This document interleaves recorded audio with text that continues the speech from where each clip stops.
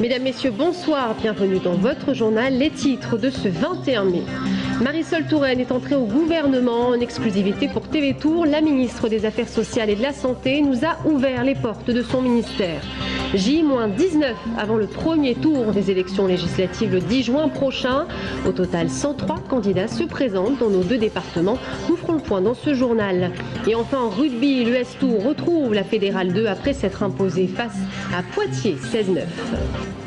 Bonsoir, Marisol Touraine, ministre des Affaires sociales et de la Santé depuis 5 jours. Et elle doit déjà faire face à de nombreux enjeux à la tête d'un ministère de plusieurs milliers de fonctionnaires. Dans quelques jours, elle doit rencontrer les syndicats pour parler de la retraite à 60 ans. Malgré un emploi du temps surchargé, Marisol Touraine nous a reçus dans son bureau ministériel. Avenue Duquesne à Paris, à 2 pas de la Tour Eiffel, Marisol Touraine vient d'investir l'un des ministères les plus importants du gouvernement Ayrault, les affaires sociales et la santé, un portefeuille ministériel dont elle avait rêvé depuis longtemps.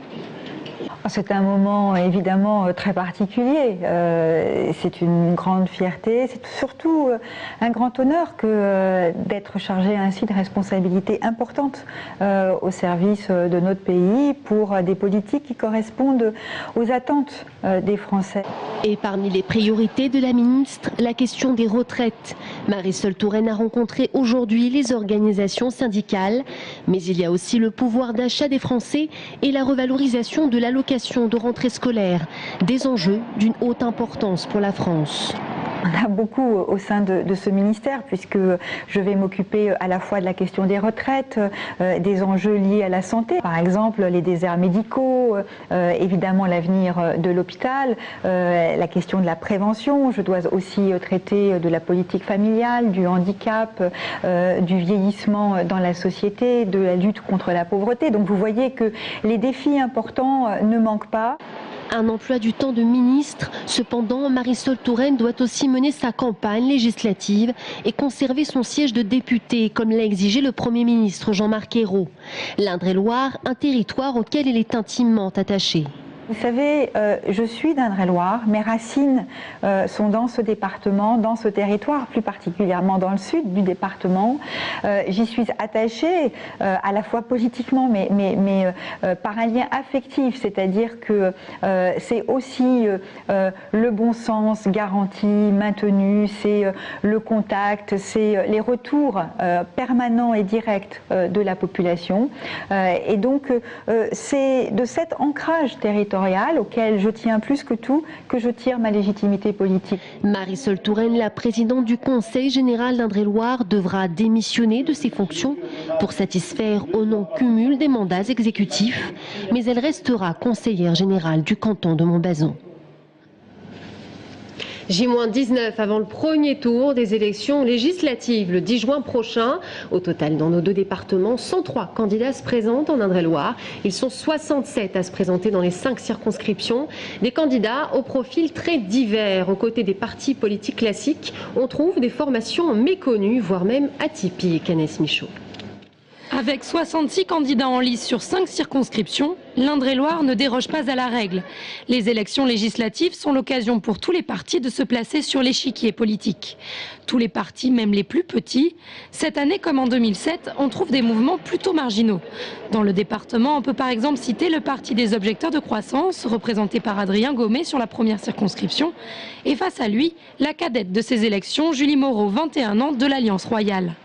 Son programme, changer les institutions pour sortir de l'alternance gauche-droite en instaurant une monarchie moderne. Elle ne croit pas vraiment en ses chances de devenir députée, mais défendra néanmoins ses idées. Si on est élu, on l'espère, mais bon, on est réaliste, quoi. On sait qu'il va falloir changer les idées reçues. Nous, ce qu'on fait déjà, on prépare le terrain.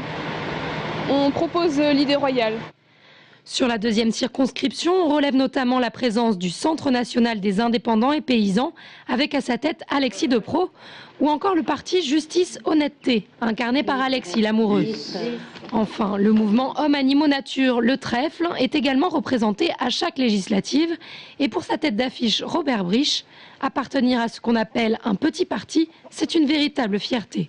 C'est lassant, cette opposition gauche-droite, où je trouve que moi, je n'ai jamais trouvé mon équilibre dans cette gauche et droite. Et je trouve que chacun de nous, on a quelque chose à dire. Et je souhaite, mais franchement, de tout mon cœur, de ce que les petits partis puissent avoir au moins un représentant.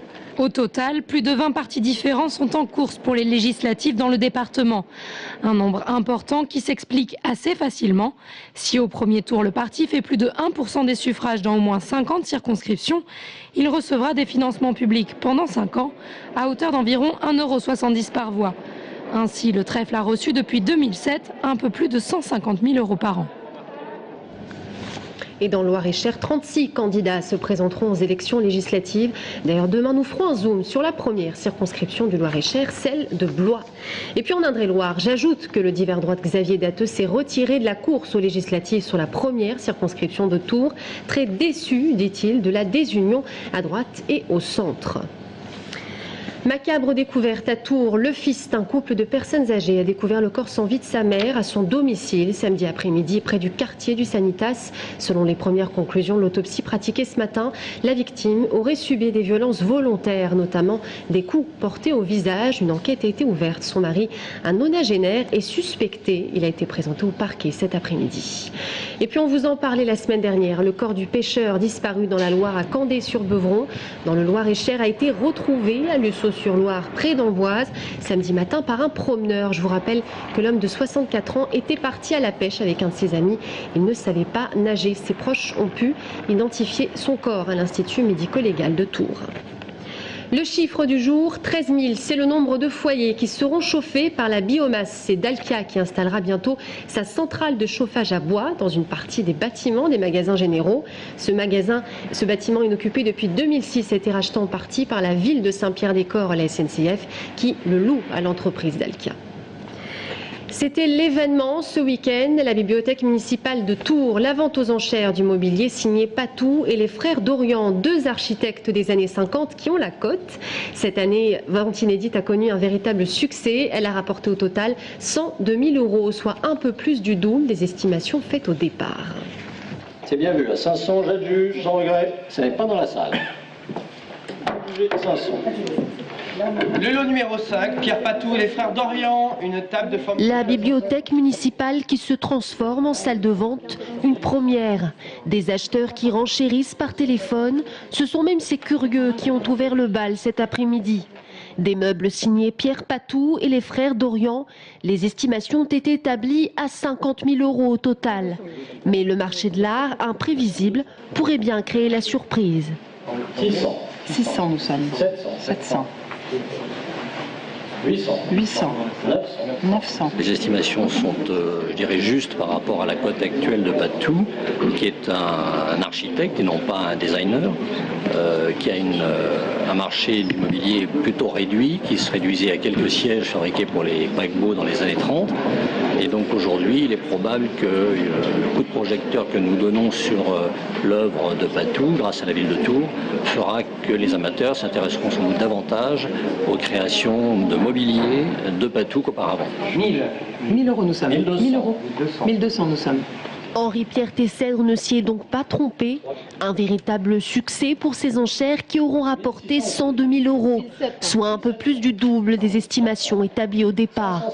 Pierre Patou, un nom qui désormais aura la cote sur le marché de l'art. Et les sommes récoltées iront au budget de la ville de Tours.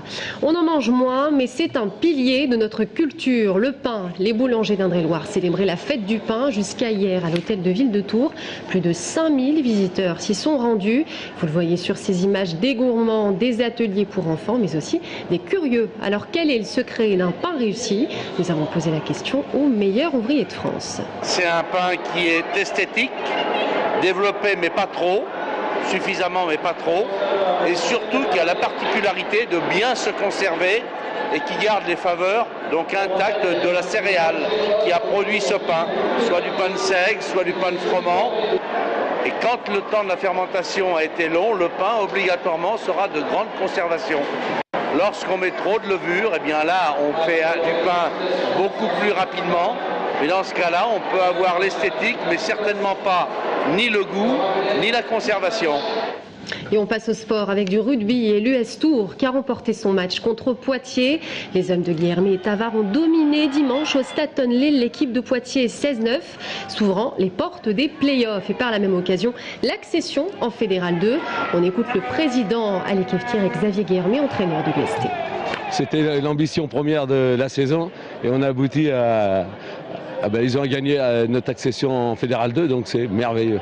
On a su aller chercher ce qu'on méritait, on l'a, et puis voilà, maintenant, quoi qu'il arrive, la saison est exceptionnelle et c'est vraiment, c'est fabuleux, quoi. Et avec mon pote Lolo, c'est bon ça.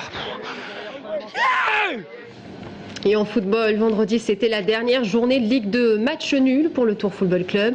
1-1 grâce à l'égalisation de Jérémy Blaillac. Le TFC finit donc la saison 6e de Ligue 2 avec 56 points. Il y a un mot de basket pour terminer cette édition. En National 1, l'ADA Blois a décroché samedi son ticket pour le Final Four du championnat de France. Les basketteurs blésois ont fait tomber Saint-Etienne en quart de finale, 72-66 au Palais des Sports de Blois. Les hommes du Cocancé joueront donc samedi en Alsace, la demi-finale des playoffs face à Souffel-Weinstein, deuxième du championnat régulier. Objectif, si l'ADA remporte la finale, elle monterait donc en Pro B. On écoute le joueur Benjamin Recourin. Il a fallu s'accrocher, il y avait une belle équipe de Saint-Etienne en face. Le principal est fait, peu importe la manière, j'ai envie de dire, c'est des matchs couperés. Donc voilà, maintenant il va falloir se préparer. Et comme je disais, voilà, il y a 2 matchs pour accéder à la Pro B, donc on y croit. Et par rapport aux 4 ans passés dans le club et le public qui a toujours été là, c'est vrai que j'ai à cœur d'aller jusqu'au bout. Voilà, c'est la fin de cette édition. Merci à tous de l'avoir suivi. Dans un instant, Christophe Rossignol sera notre invité de la rédaction. A tout de suite.